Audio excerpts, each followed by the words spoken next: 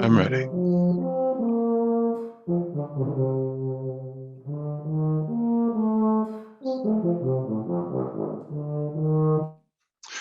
Welcome to the 25th anniversary edition of the Finger Lakes Environmental Film Festival. We remind ourselves that we're running this festival as climate catastrophes multiply and intensify, when over 6 million people worldwide have died from COVID, and when the people of Ukraine are fighting the brutal Russian invasion. For all of us at FLEF, the world is our why. I'm Phil Wild, producer with the Finger Lakes Environmental Film Festival. Major sponsors for FLEF include the Park Foundation and Ithaca College. Our festival theme this year is entanglements, a concept that explores how different environments, ideas, imaginaries, places, politics, practices, registers, and species twist into each other and enmesh. We're all very honored that you've joined us today for this international book launch for Devin Rosen's edited volume, The Social Media Debate. Please rename yourself with your physical location after your name. Our partners for today's session are the Park Center for Independent Media and the Interactive Film and Media Journal. We invite you to stay on after the Zoom, after this session concludes, for an informal gathering to celebrate the publication of the Social Media Debate and explore the ideas further. It's an after party. It's with great pleasure that I now introduce you to today's facilitator, Razzie Razarumi, a prolific author and journalist who serves as the director of the Park Center for Independent Media. Raza? Thank you very much.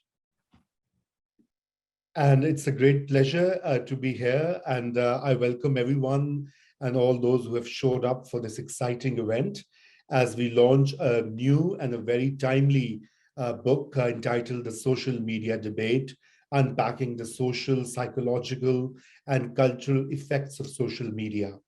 A bit about the Park Center for Independent Media.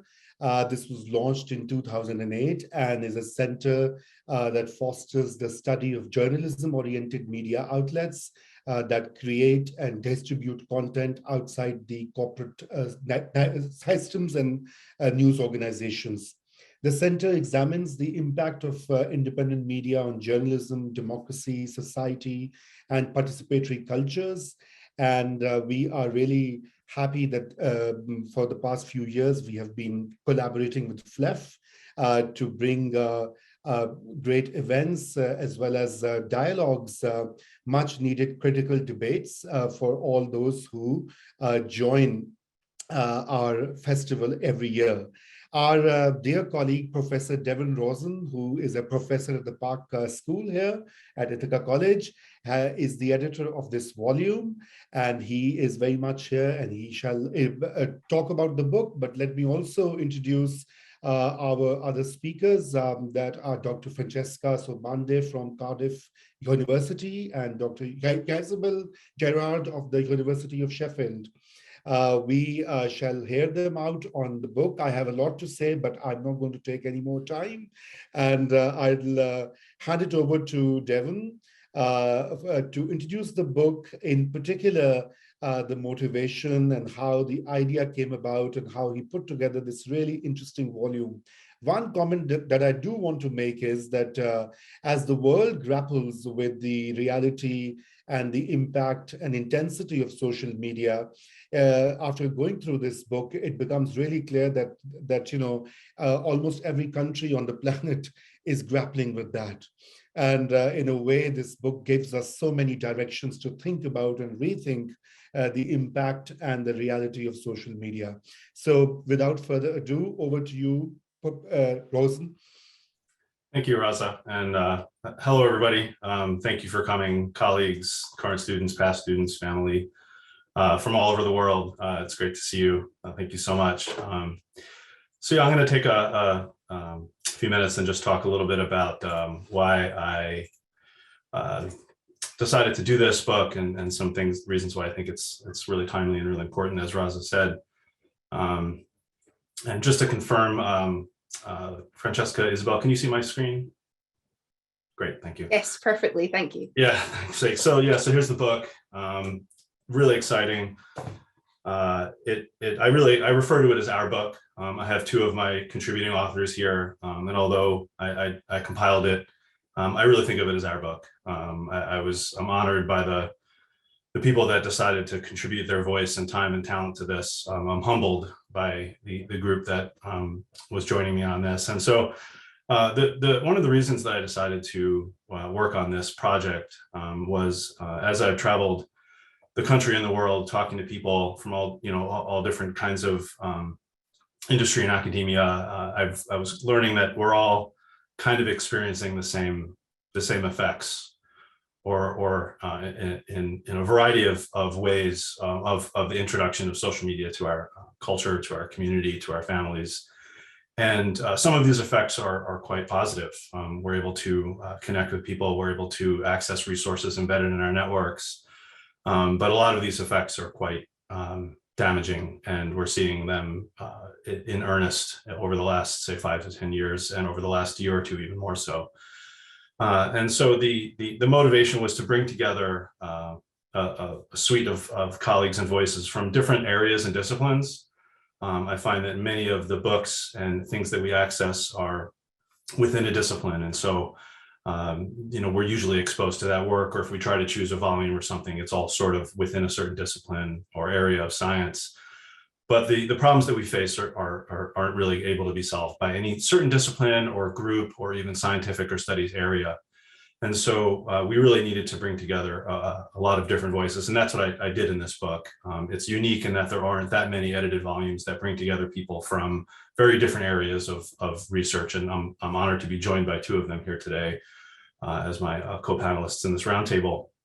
But another thing that I was motivated me to do this book was that there is precedent in other problems that we've had that have been somewhat widespread and systemic, that have really required a lot of different voices. And I'm informed by the work in the natural sciences, especially with climate change and environmental degradation. And just to set that up a little bit, in the last century, the petrochemical companies developed products and services that we were told were to make our lives better. They were going to help us. They were going to help our world. They, sort of pitched them as great for everybody, while at the same time hiding their own research that very much said that they were degradations to our natural support systems, and suppressing research that was trying to be done around the world to do this. Obviously, the book, Rachel Carson's Silent Spring, was a breakthrough to fight DDT.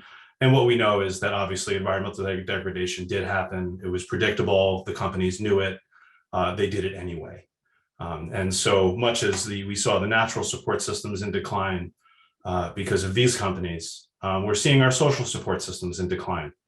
And unfortunately, it's happening in a much more rapid way than the natural support systems did.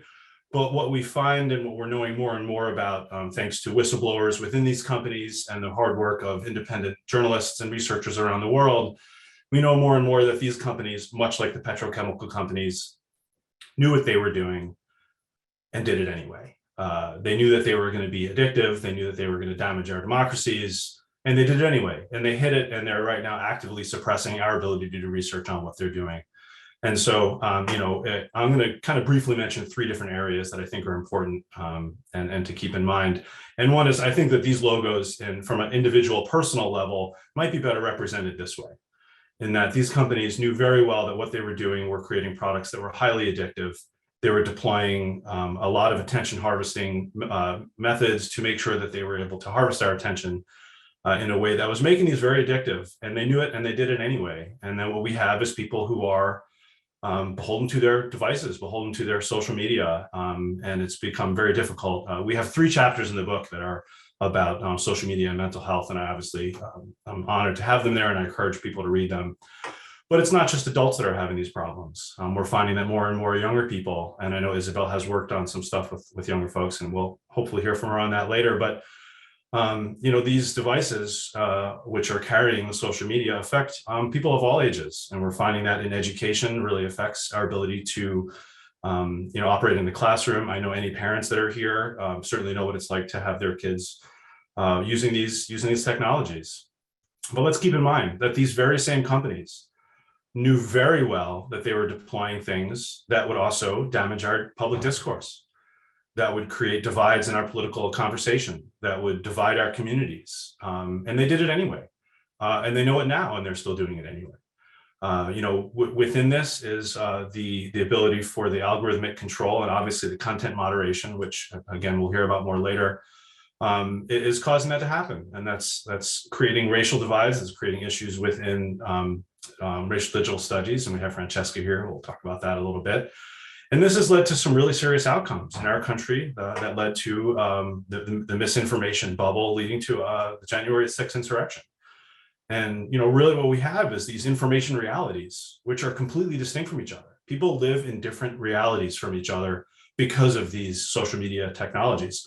So much so that we actually have some organizations popping up that are so beholden to the misinformation that they'll have people line the streets of Dallas waiting for JFK to come back and believe that and stand there for hours to do it.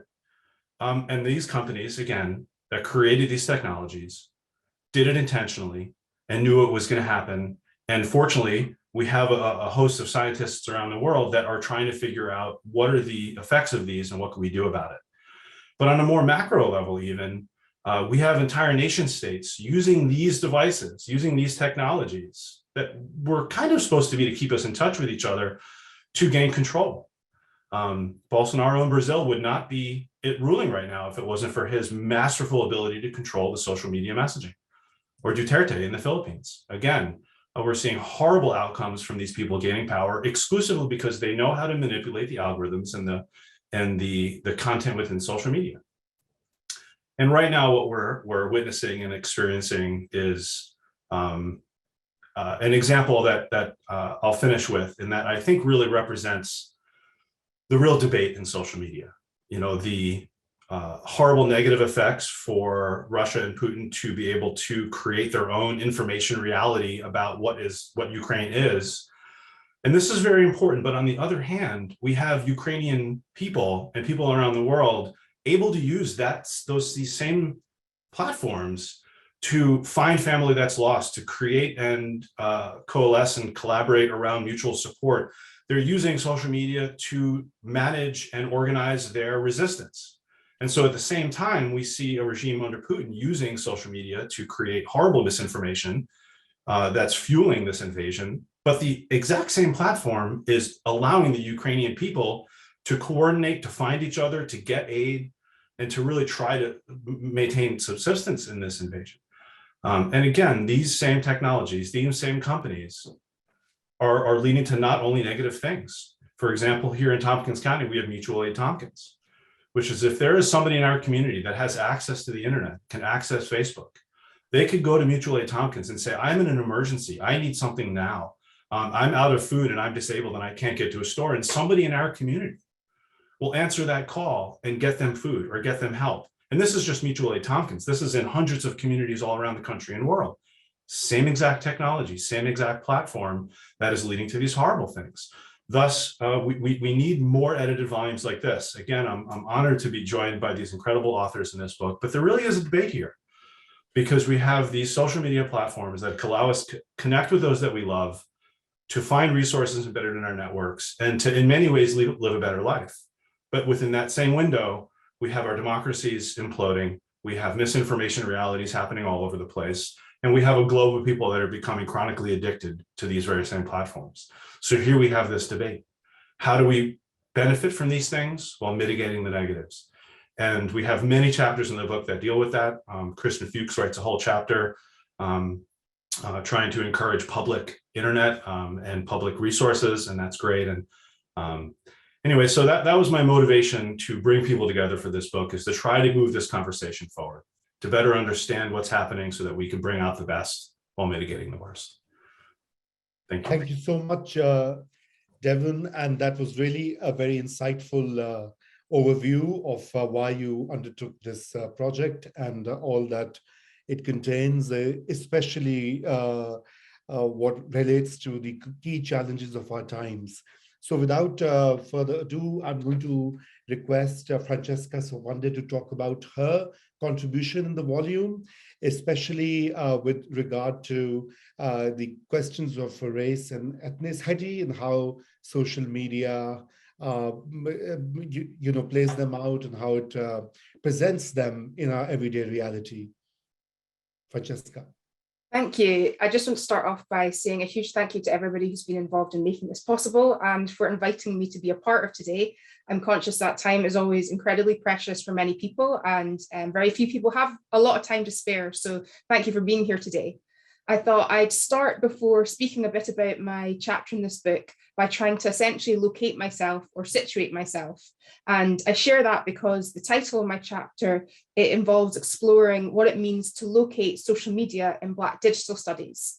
And essentially what that means is I think about questions to do with geography, to do with differences between various places, and how that then impacts the way people experience the internet and digital media.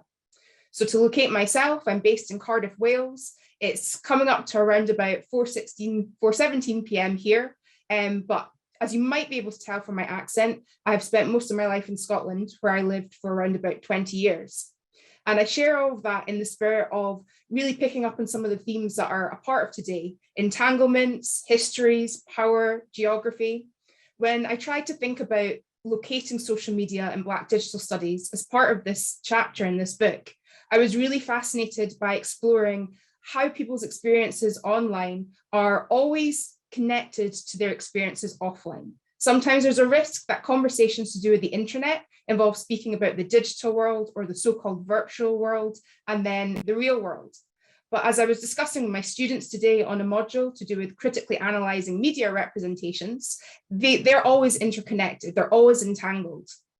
So when it comes to thinking about Black digital experiences, which is very much at the center of my work, especially the experiences of Black people in the UK and devolved nations within that, such as Scotland and Wales, I often find myself really reflecting on the role of borders and boundaries. So what I mean by that is the perceived borders and boundaries of different places, geographies, but also who does or doesn't have access to various platforms, various digital technologies, and various conversations as well. What does it mean when somebody is able to participate in a certain digital space, but because of who they are, how they represent themselves, they are responded to in ways that can actually prevent them from fully engaging with certain discussions or discourses in a way that other people are able to? So for me, when I talk about locating social media and Black digital studies, I mean, it's important when we're speaking about social media and digital media, as has already been touched on, to not confine ourselves to any one discipline or any one area of research. We're always thinking about politics, sociology, we're always thinking about visual culture. And for me, when we're thinking about Black digital studies, we're focusing on different histories that relate to racism, that relate to interconnected forms of inequality, and also histories that relate to the creativity and the innovativeness and the collectiveness of Black people. Here, it's helpful for me to throw out a provocation and something that I reflect on in my chapter, actually. Black Twitter is a space that many people are likely familiar with, at least to some extent. Several years ago, if you tried to have a conversation with various people working in media and marketing in the UK, they would question what Black Twitter was, certainly in some settings. And now they're very quick to try and replicate what they see happening in that space, content that goes viral, content that's very impactful. And when we think about a space such as Black Twitter, although there isn't always reference to a certain geographical location within those discussions, there's always a geography or geographies that are present. So I'm really interested in how I see discussions and experiences of Black Twitter happening all around the world. Of course, thinking in particular about North America and the US, but more recently, we're even seeing evidence of Twitter acknowledging the specifics of Black British Twitter experiences and what it means there to reflect on diasporic identity, racial identity, but the particular nature of various places where people are living their lives, but also connecting with Black people elsewhere. So a question that I asked myself in this chapter is, although Black British Twitter is a term that's increasingly recognised in the media here, Black Scottish Twitter is yet to sort of be part of the discussion. And that speaks to some really interesting questions to do with geography, to do with power, to do with dynamics between various regions and nations, and to do with identity and digital media in general. I'll wrap up what I have to say here by just saying that when reflecting on the work of my colleagues, including Isabel's piece and questions to do with content moderation, who or what counts as content moderation or a content moderator, questions I often ask myself as part of the work I do include who or what it tends to be foregrounded in discussions of digital media and discussions of social media in particular. And more often than not, there can sometimes be the case that questions to do with identity, questions to do with racial identity and Black experiences, they can be sidelined or inadvertently overlooked. So my contribution to this book is a way of really thinking through the entanglements of identity, inequality, power, digital media in ways that foreground Black geographies and hopefully challenge some of the boundaries that are sometimes perceived as separating disciplines and discussions within them. Thank you very much for listening to me today. Thank you so much. That was really, really interesting and, of course, very insightful. I mean, I am I'm a great example of somebody who has learned a lot about these issues from social media. Of course, I may have been misinformed along the way as well, as our next speaker will elaborate. So I will invite Isabel Gerard, who has contributed on content moderation and the king of our times, the algorithm, how it determines what we see, what we read, what perhaps we think. And over to you, Isabel. Thank you so much, Raza, and thank you so much to everyone for being here today and for the kind invitation to present alongside Francesca, which I feel very proud to do because I think her work is phenomenal. I just want to start by saying a huge congratulations to Devon. I feel while it's completely wonderful that you refer to it as our book, I'm so grateful to you. And I think, you know, wrangling so many academics in a pandemic is, I seriously don't know how you did that. So cheers to you, Devon, and thank you so much for inviting me to contribute and for all the work that you've put in. I'm very, very grateful. So I actually found it really hard to settle on a topic for my kind of 5-minute intro, because I think you can just go in so many directions with the things that I wrote about in the chapter. But I think what I keep being drawn back to is the title of the book, so The Social Media Debate, because it is a debate, and it's a debate that we don't just grapple with in academic terms. As Devon mentioned in his introduction, we're grappling with it in our everyday lives as well. And I think it's really easy, especially if you're invited to critique social media in some way, it's really easy to fall into that trap of kind of just thinking about the harms and the consequences and the problems. And because they are so powerful, they are so vivid, we talk about them all the time. But then there are benefits of social media. We enjoy it in so many ways. And it's really hard to strike that balance. And I think what's also really interesting when we think about the social media debate is, to what extent is this a new debate? To what extent are the questions that we're asking about social media new? You know, I'm thinking of something like cyberbullying. So I actually work with children at the moment in schools across the UK. Oh, my cat's here. Hi. And I work with children between the ages of kind of around 12 up to about 17. And I think one of my most vivid memories of doing that was, so I went into a secondary school and I got talking to the head teacher of the school. And I went to interview him about anonymous apps. So apps where you're allowed to be anonymous and not say anything about yourself.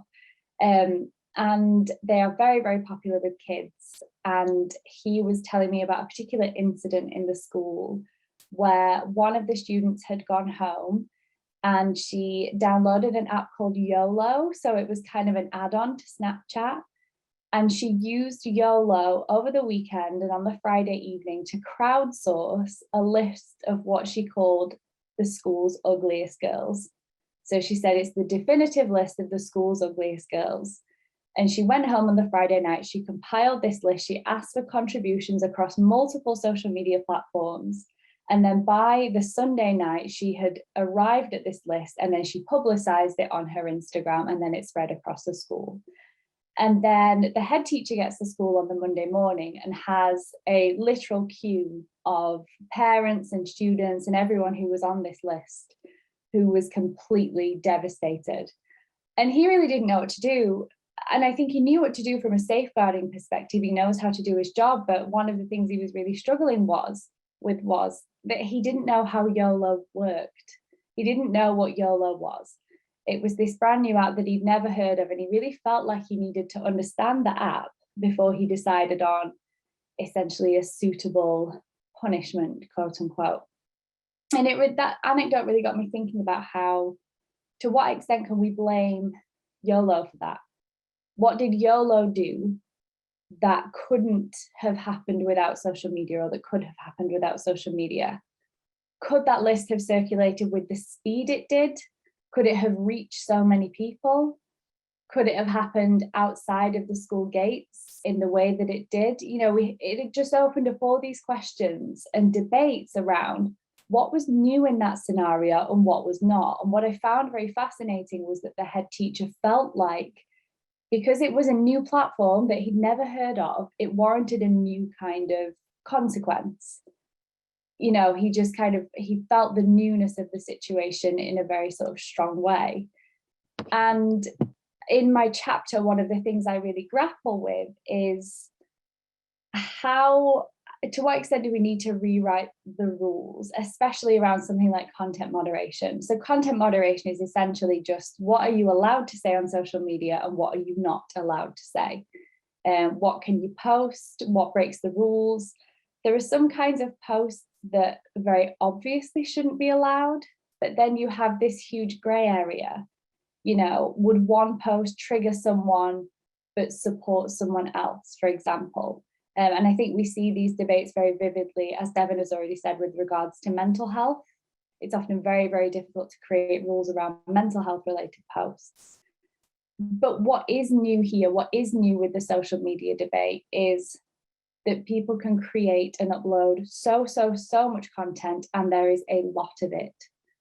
And these are the problems that we are having with social media. These are the problems that we're having with content moderation, is the volume of content, and it's forcing us to ask really serious questions about the best ways to moderate it. So I think that the debates that we're having, mental health, body image, bullying, you know, we talked about that with regards to TV, radio, film.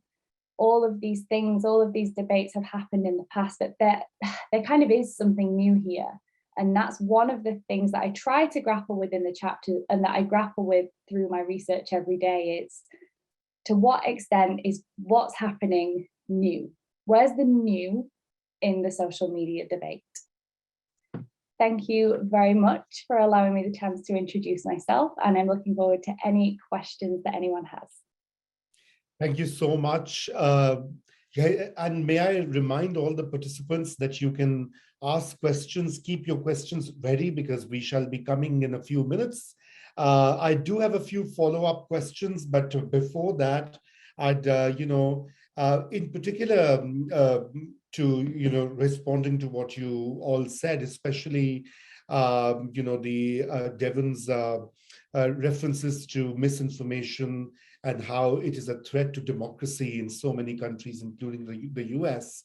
And and you did mention Ukraine as well, which is now, we have a war on ground, but there's also a war on social media in parallel, where so much disinformation through TikTok, is being spread by Russian sort of bots, etc. And they earlier did try to influence the political process here in the US.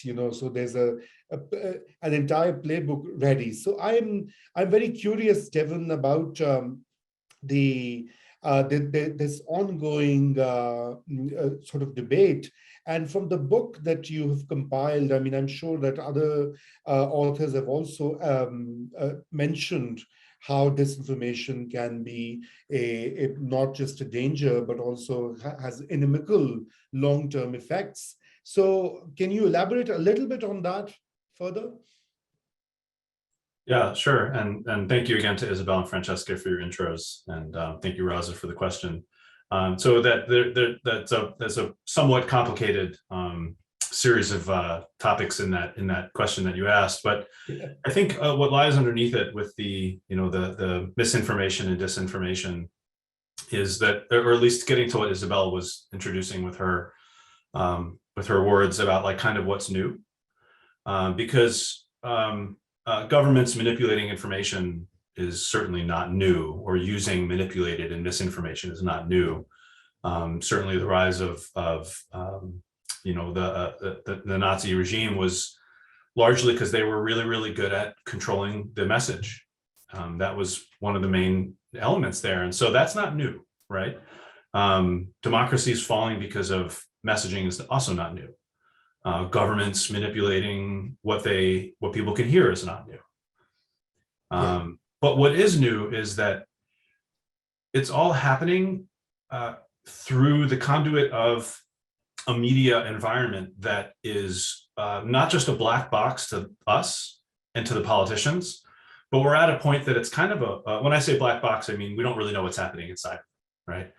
And it's to the point that the companies themselves no longer really know what's happening, and so if we have information that's spreading around this information ecosystem, we're going to see and we're going to be exposed to the content that makes those algorithms prove themselves as really, really good. And so we have machine learning in there, and for those that are in the area, that's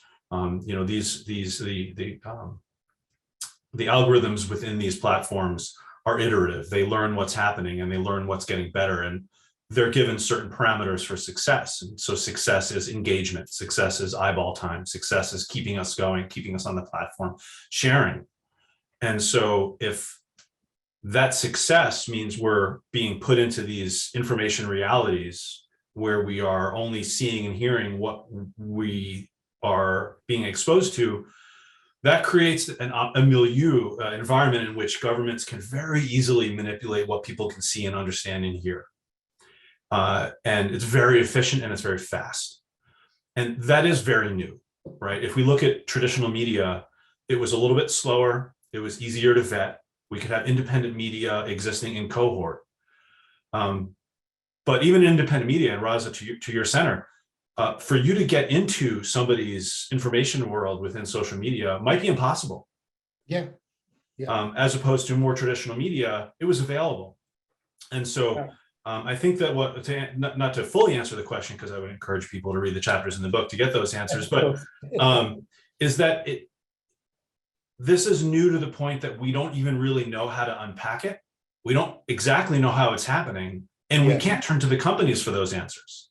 Yes, Devon, I think these are really useful insights, and I think we'll take it further, elaborate it further during Q&A. I'm sure others have questions too.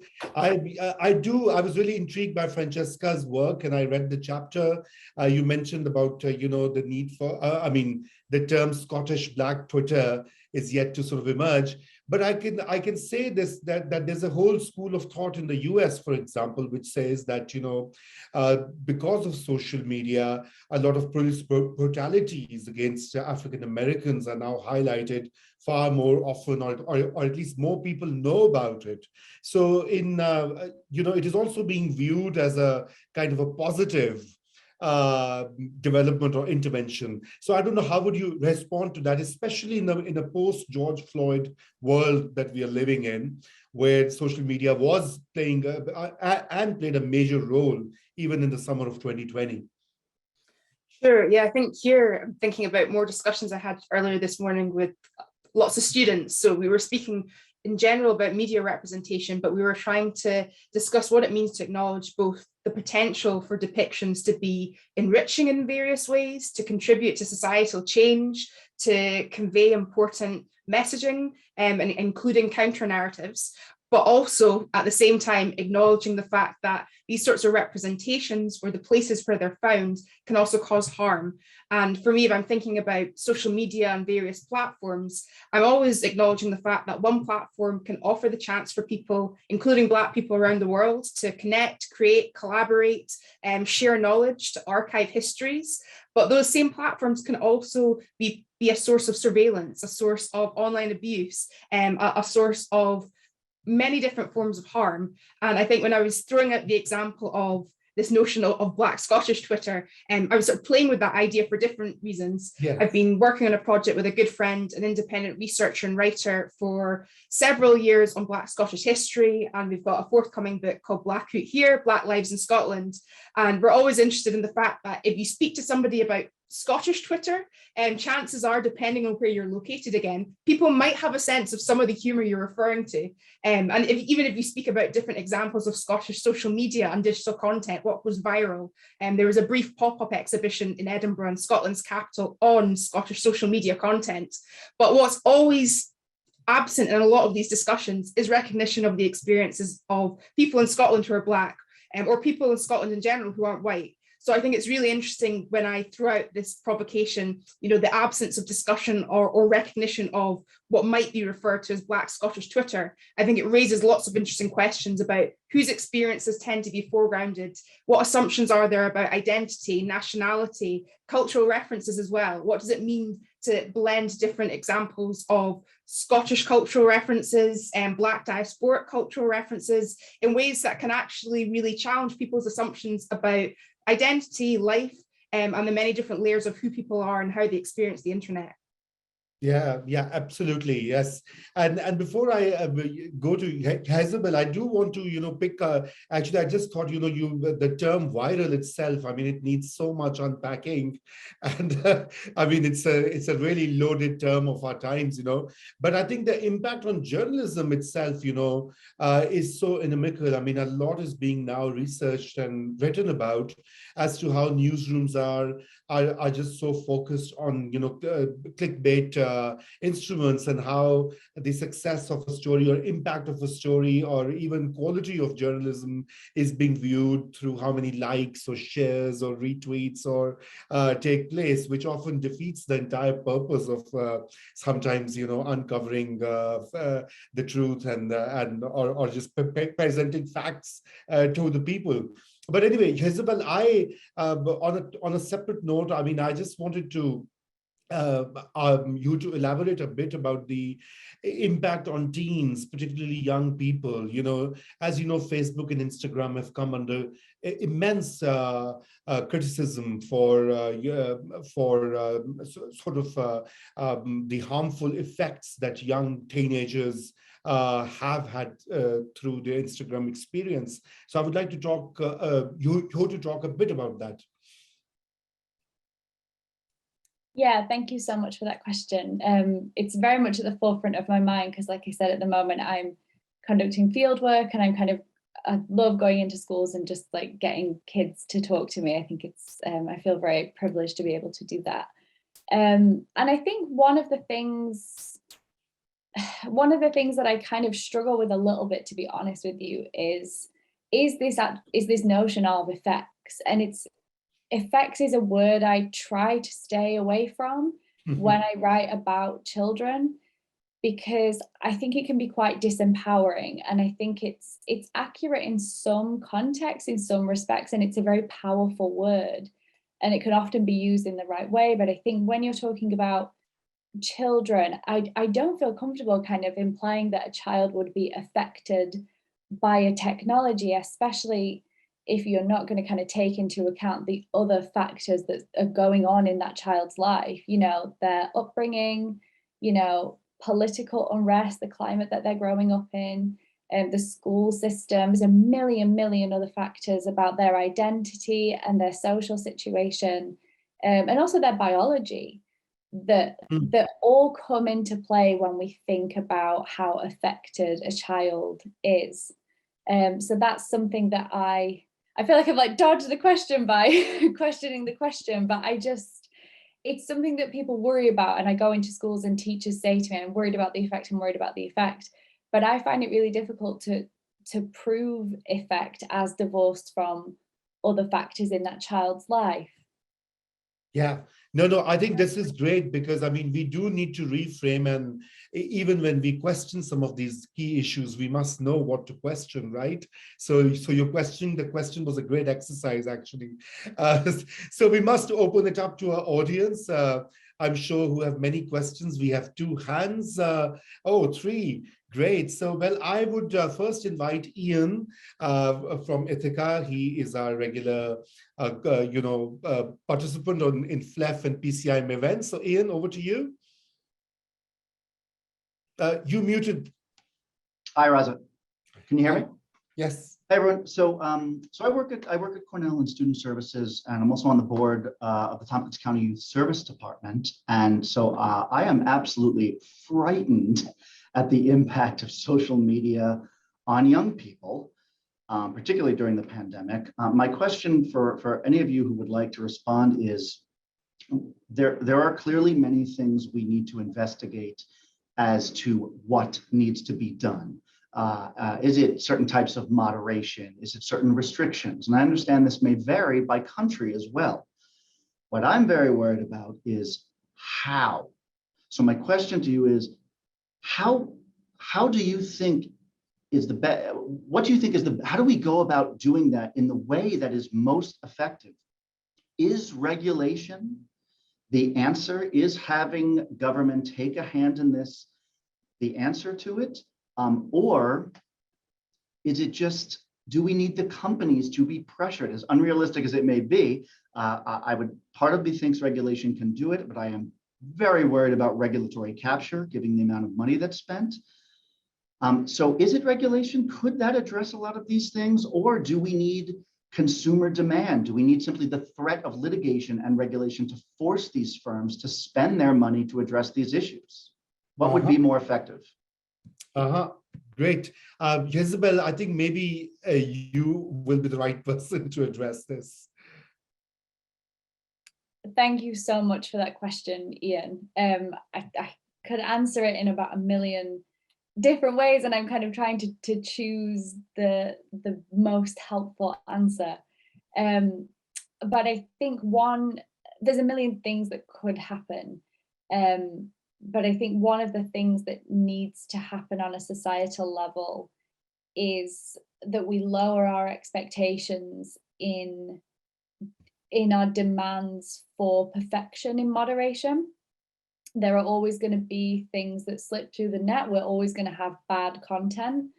Evidently, the models that the big social media companies are using right now, which is a combination of automated mechanisms and asking humans to review the more complex, sensitive cases, it's not working to its fullest effect. And I remember reading a really interesting piece by a scholar called Tarleton Gillespie, who's at Microsoft Research, who proposed that what we need to really be doing is training automated moderation systems to be able to identify the most graphic and traumatic, so that the humans who are doing moderation only have to review sort of the less awful things to avoid them getting sort of PTSD and having their own problems.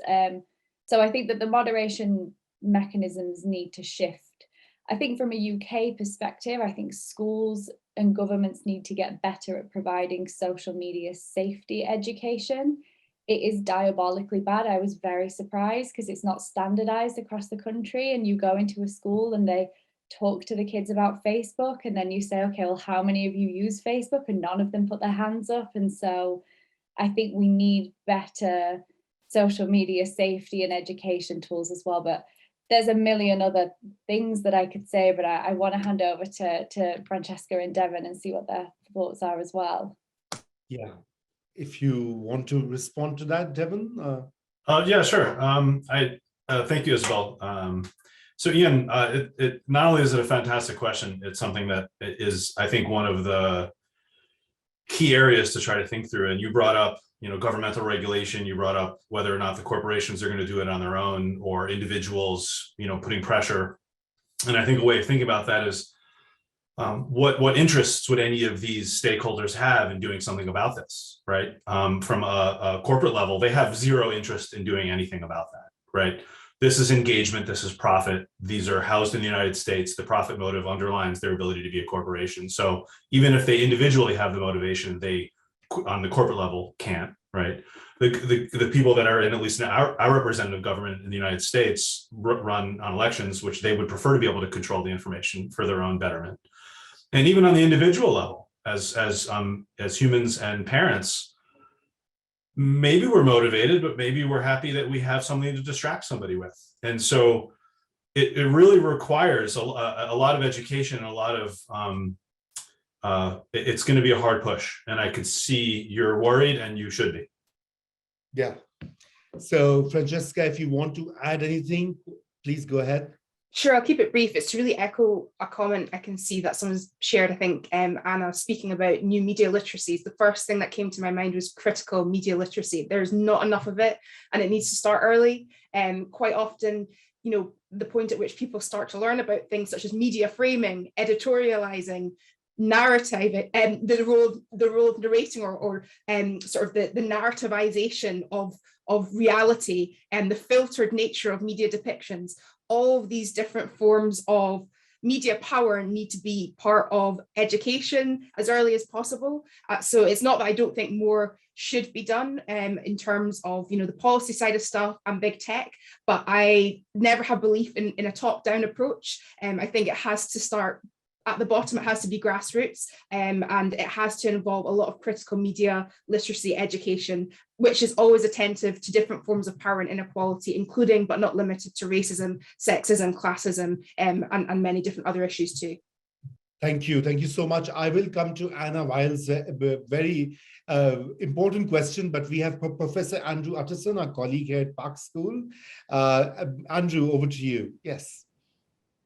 Yeah, congratulations to Devon and to Isabel and to Francesca for your collective achievement. It is really wonderful to see this book, and I'm looking forward to delving into it now that I've gotten a sense of it through today's event. I wanted to pick up, if I may, on the question around effects, because I too was fascinated to see it in the subtitle of this book. And so I really have two questions. One is for Devon, and that is to give some sense of how effects figures throughout this collected work in full, whether or not it engages media effects debates and what new you see here, because responding to Isabel, very rightly challenging the classical models of simply us being acted upon in quite instrumental and determinist ways, the model of the hypodermic needle as somehow injecting us with content or ideas or an effect. So I wanted to ask Isabel too, and perhaps Francesca, to think about effects in terms of agency, in terms of what ability we have to, if there is an effect, to circumvent it or to resist it or reorient it or somehow undermine it, or what used to be called reading against the grain in the context of messaging and effects more generally. Thank you, Andrew. And maybe Devon, you can take the lead, and then if yeah, sure. I'm going to keep my statement here very brief because I think your question was outstanding, but maybe better directed at my co-panelists here. Regarding the volume itself, the kind of effects that our authors have discussed are quite varied because they come from a lot of different disciplines. But what I'll say is that as much as I would like this book to be more of a debate, the effects tend to be a little bit one-sided. And with the exception of maybe one chapter, they're generally complicated and leading to the negative side. But I know we're a little tight on time here. And so with your question, I think my two co-panelists might be uniquely positioned to answer. So I'll hand it off to, I guess Isabel was the first one that you referred to. Yes. Yeah, thank you so much for that question, Andrew. I thought it was really powerfully articulated. We need to talk more about agency. We really do. Not just in terms of, children and people with vulnerabilities, but just all of us.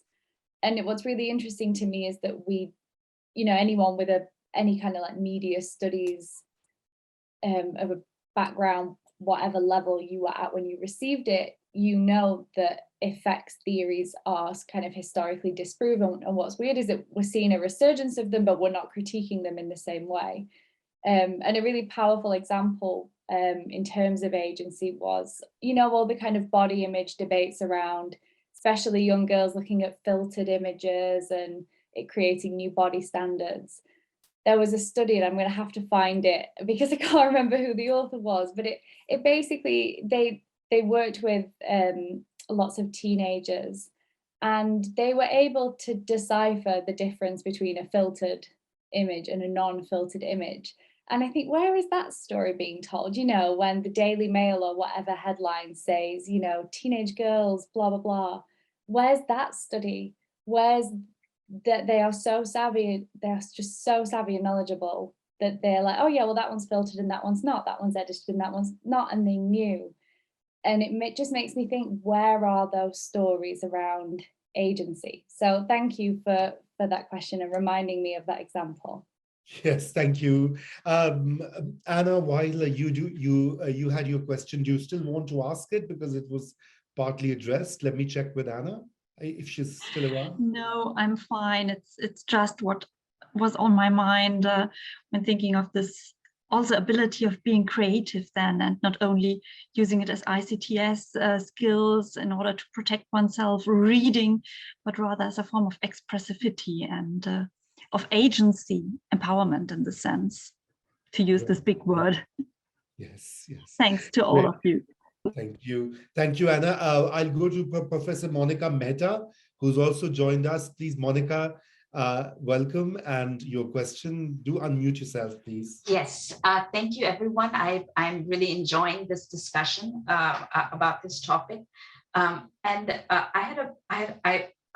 Francesca, the term that resonated with me in terms of what you mentioned was the question of equity. And I wanted to speak about, I wanted your thoughts on equity with respect to both access to the internet, with regard to internet speeds, what's able to be downloaded, what's able to be uploaded, who's able to upload how much, who upload, can only download but can't really upload. And then along with the question of equity, maybe to tie it up to the discussion that we're having about teenagers and harm related to teenagers. I was wondering how discussions like this emerge as salient discussions. So I'm curious whether on Black Scottish Twitter, this is a salient discussion. On Black Scottish Teenager, is it on Black Scottish Twitter, is it important to be talking about the harms that are happening to teenagers? Or is there something else that's happening to teenagers? Or are teenagers not even an issue? And similarly, is Ukraine the most significant and salient world problem and war that's happening? Or are there other wars? Are there other things that are happening? And what does equity have to do with what we see and what we get involved in? Right, great. Francesca, yes, please unmute yourself. Yes, thank you very much for that really fantastic question. There's so much I'd like to share, so I'm going to try and keep it brief. But the first question around equity, I think amongst the many problems that are rarely addressed is the fact that sometimes equity in relation to digital media, the focus is solely on access. But even once somebody has access to digital technology, devices and internet connection, depending on how they're treated and once they're able to participate in different digital spaces, one person might be able to access the same space as another, but because of who they are and because of different inequalities, their experience of that space is still going to be so different. There are going to be so many issues to do with inequality and inequity that need to be addressed. So alongside, as you said, issues to do with access to tech, internet connection, I'm thinking about what happens once someone is able to participate in a space, but there are still issues that are very much creating a hostile environment for them and which they face regardless of whether or not they can access technology or the internet. The other 2 points that came to mind, one was connecting to the earlier conversation around agency. And here I'm reminded of Bell Hooks' phenomenal work on the oppositional gaze, which I was speaking about with students today. And I think sometimes there could be an assumption that when we're dealing with the experiences of perhaps, say, Black individuals or different minoritized individuals, there can just be a focus on perceived deficits or a lack of agency, depending on what space the conversation is happening in. And here I'm so grateful for work such as that of Bell Hooks, which talks about the incredible forms of agency, forms of resistance, forms of creativity that are always present, including, as you're alluding to, with regards to the experiences of teenagers. So I'll just wrap up there saying I think Black Scottish Twitter is a really interesting and exciting space. I'm 30, so a lot has changed since I lived in Scotland. There's a lot of content there now that was not around before. And I think we're just starting to see the beginning of some really exciting discussions about the differences and similarities between the lives of Black people in Scotland, England, Northern Ireland, Wales, North America and beyond, and really rich forms of content and creativity that provide me with a lot of hope. Great. Okay. Right. So any further comment you want to make, Devon or Jezebel, or we just have a couple we have 3 minutes left. Okay, great. So we have a question by Julian Sobel, who's a student at Ithaca College. So Julian. I might actually yield to Lauren here. Yeah. Yes. Okay, Lauren. Oh, thanks, Julian. Devon, it's great to see you and congratulations on your book. And this may be a very, very highly specific question to my current situation, but it was something that I really wanted to ask anyway. So you talk a lot about social media being a black box of misinformation, which of course it is. But now with living and working in Japan, something that I've seen is that the main news network here, NHK, has also spread a lot of misinformation, especially around the Black Lives Matter movement and COVID-19. A lot of it is really rooted in xenophobia. And I've seen a lot of independent news creators try to go ahead and combat that on social media. I was wondering if you can speak more about that and how consumers can make sure that that is accurate information. Yeah, sorry, it's a little bit late here. Okay, Devon. Yeah, I'll keep my comments brief. Thank you, Lauren, for the question. And I'm happy you brought it up in that way because the chapter on misinformation and digital ethics was written by Melissa Zimdars, and her chapter on misinformation was specifically about the relationship to like more traditional news, or what she calls even imposter news networks, and the ability for those news networks, even if it's not an imposter news network, but a network that's doing something that's not necessarily accurate, using social media to echo off what it's doing to legitimize what its coverage is, and creating this sort of cross-platform legitimization. And so it's a fascinating discussion. I encourage you to see what Melissa has to say about that. But what I'll add to that, and it came up earlier, I think one of the main tools we have is still coming back to media literacy and digital media literacy. It may be the only tool in our toolbox left that may stand a chance here, because what you bring up and between the echo chamber, between the different platforms, it's quite different. It's quite difficult to untangle those. And so it's an excellent question. I won't take more time here because it's fascinating, but a little bit more involved. But it is important to consider that it's not just on social media. This is being replicated and echoed with more traditional media and news networks as well. And that's really important to keep in mind. It's not a black box of a platform. The algorithms were the black box that I was referring to. So excellent question. Thank you, Lauren. Thank you, Lauren. Thank you so much. Yes, so I guess we are we have to conclude now. Julian, I'm really sorry you sacrificed your time. So Excuse me, Raza, we have 5 more minutes for the discussion. Okay, very so good. we can bring Julian in 5 more Okay. minutes for the discussion, and then some time for takeaways. We go to 1:15. Thank you, Dr. Zimmerman. Yes, Julian, go on. Okay, seems I have time after all. Yeah, so I wanted to sort of just turn to the book very quickly and sort of ask a question about sort of what I've been seeing with all of these discussions is this sort of like underlying sort of cascade of like paradoxes. You know, it's never completely good, it's never completely bad, there's always good and bad effects. A lot of the research I do in my sort of political theory work and stuff like that is oriented around progress and sort of the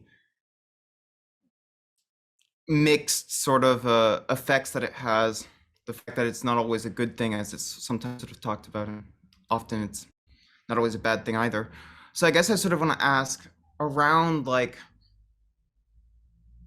to what degree do you think you're basing the book on sort of a lot of these questions, these paradoxes and stuff like that? That's an excellent question. I think that some of what you were asking there comes around, those paradoxes might hinge on participation, is one way of interpreting it. And regarding comments on participation and participatory elements, social media, we have just recently one of our other contributing authors has joined, Nico Carpentier joined, and I was wondering if one of the producers might be able to bring him up. And Nico, if you're willing to just maybe answer Julian's question a little bit on your work on participation and how that paradox might be unfolding there. Again, I'm calling on one of my authors who's only showed up recently, but Nico, if you're willing to comment a little on that, since your work sort of parallels that and your chapter does as well. The sound was pretty bad, so if Julian gives a quick summary of the question, then I might even be able to contribute. Yeah, so social media has a series of paradoxes in terms of sort of its effects. And so the question now is, so how does participation in social media, how does that form sort of how does that complicate how we think about things like progress, how we think about things like, yeah, if that makes sense. Yeah, no, it makes perfect sense. I think it's been a question that's been bothering me for 20 years. So I might not have an immediate answer to you. I think you're right in arguing that it's paradoxical. And I always sort of shy away from looking at this question as a question about social media participation, because I think that's simply too broad to answer. I think we need to look at particular processes, particular even sub-processes, because then our answers will be extremely different in all of these cases. So if we talk about participation in Facebook itself as an organization, we would reach totally different conclusions than when we look at participation through Facebook in, say, environmental communication debates.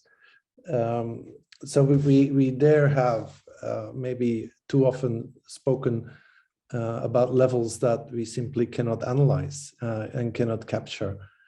So that would be, I think, one of my answers is to be a bit careful with at what level to analyze, and not to sort of, in a way, black box analytically social media, but to open up the box and analytically look at very, very different processes that are indeed paradoxical, and I would even say contradictory.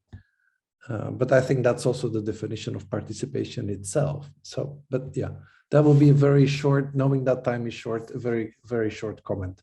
And nice to see all of you, a bit late, but still. Thank you, Nico, for joining us. In fact, we really wanted to take advantage of your presence and ask you about Ukraine and the misinformation around that war and invasion, and in particular what Russia is using the social media as a tool, as an instrument of war. So we very much would like to get your thoughts on that. I'm sure the audience would be very interested in this. Yes. Okay, we got another 5 hours, right? This is asking for trouble if you ask a question like that. No, obviously it's a fascinating topic. And I think that maybe I would here use a counterintuitive approach and just remind all of you of this concept called the fog of war. It's a very old one. It was actually not even von Clausewitz that used it in exactly that formulation, but it actually goes back to this kind of work, and it was originally meant to refer to the complexities of the battlefield itself, literally the fog on the battlefield. But we started using it to think about propaganda and ideology. And I like the concept because it calls for modesty. So I think we need to be careful when we talk about Russia and Ukraine and the role of media, because the fog of war, for 3 reasons, actually. The fog of war blinds us. It's extremely hard to tell exactly what is going on. Anyhow, we are very, very much struggling with understanding propaganda and how that is being organized, not just Russian propaganda, but also Western propaganda. And thirdly, we're also blinded because of core ideological constructions. We're dealing actually with our own hegemonies, not just Russian hegemonies and Russian propaganda strategies and the Russian contribution to the information war. And I think I always like to take, in these conflicts, like to take a step back and think a bit about not just how Russia is handling this and is creating its own discursive community, which makes sense in a Russian context, trying to convince Russians. We're not the target group, right? Russia is the target group. But it also makes sense to deconstruct our own logics, our own ideological constructions, how we, for instance, online constantly keep on repeating that the world is against Putin. Well, this is clearly not the case. China, India, a lot of African countries are very hesitant to play a role. We're constantly repeating over and over again that Ukraine actually stands a chance and that the Russian army is not functioning well. Well, if you look at the map of the military invasion, you see progress from the Russian side. You see large parts of Ukraine being conquered. We like to believe that Ukraine is fighting back, but maybe this is our guilt speaking, our wishful thinking speaking more than anything else.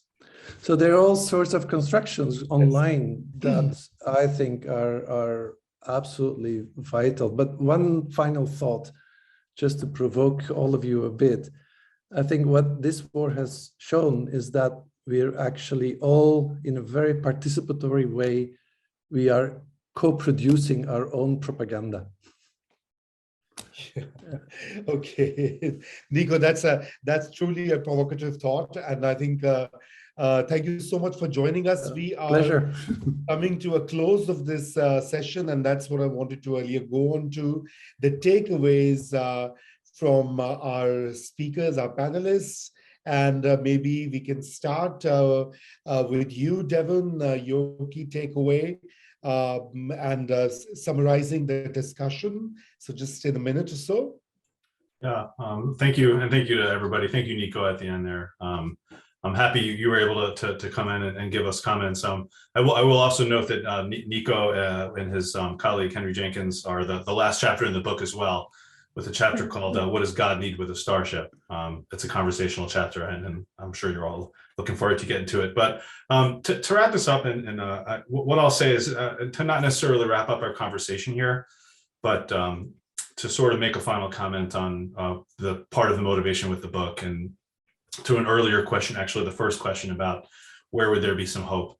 And I think that one of the reasons that I'm hopeful, given the complexity and the depth of this debate, is that we have a globe of people in the sciences and the studies trying to answer these questions, trying to unpack these entangled debates. And we've always been able to count on a planet of coordinated scientists and studies scholars to help us. Because getting to that question, I don't think that the governments will. I have no confidence that the corporations will. But humans and their communities and their families using digital media literacy in cohort with researchers like those that I'm joined in this book, working together are really the not only the only hope, but a quite hopeful thing.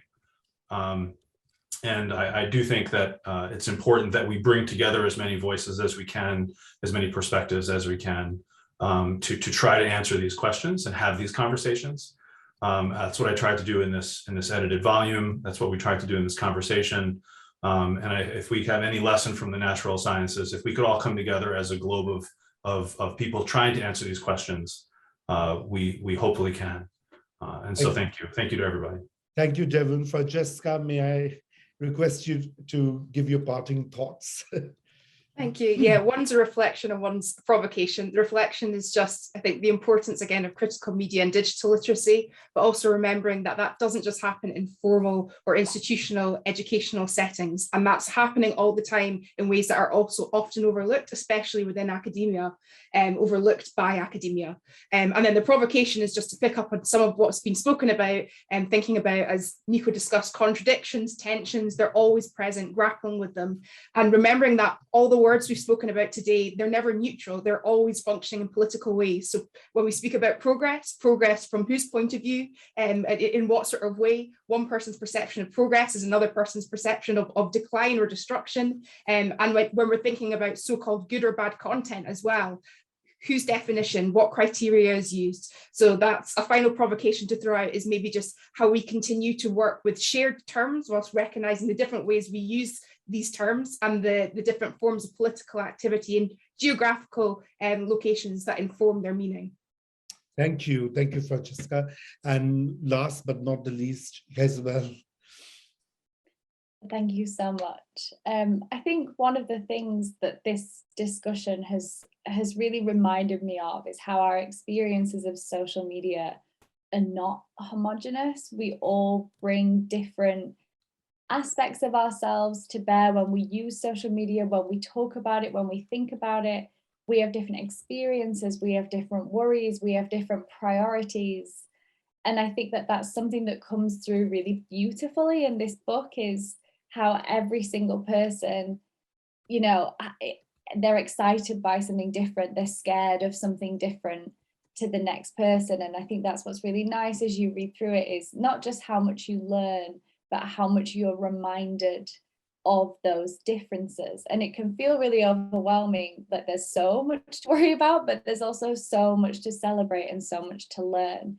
And I think my final parting thought is maybe almost a grammatical shift in the way that we talk about social media.